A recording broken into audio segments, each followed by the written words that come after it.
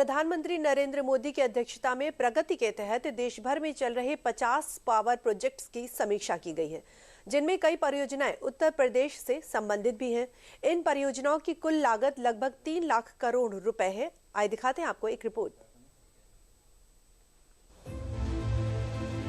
प्रगति बड़े infrastructure projects की समीक्षा का मंच नहीं, बल्कि नए भारत की नई कार्य संस्कृति का जीवंत प्रतीक बन चुका है।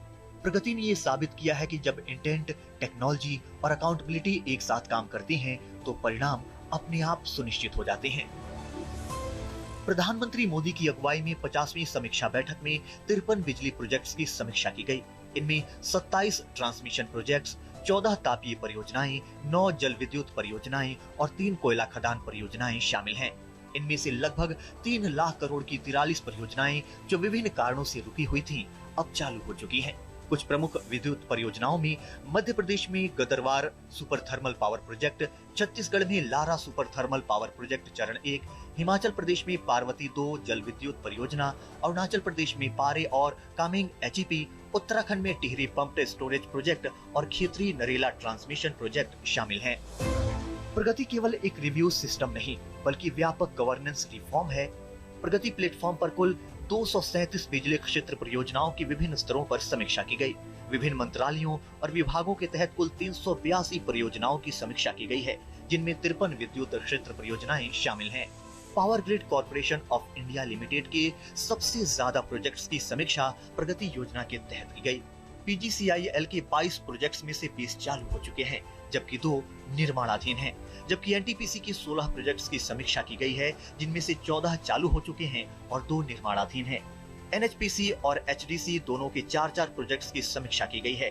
दोनों ही मामलों में 2-2 प्रोजेक्ट्स चालू हो चुके हैं और 2 निर्माणाधीन हैं। प्रगति प्लेटफॉर्म पर निप्को के 2 प्रोजेक्ट्स की समीक्षा की गई, जिनमें से 1 चालू हो चुका है और 1 निर्माणाधीन है। इन सब के अलावा स्टारलाइट पावर के 4 प्रोजेक्ट्स की समीक्षा की गई, जिनमें से 2 चालू हो चुके हैं और 2 निर्माणाधीन हैं। उत्तर प्रदेश सरकार की प्रगति योजना के तहत समीक्षा किए गए एक ट्रांसमिशन प्रोजेक्ट का भी काम पूरा हो चुका है।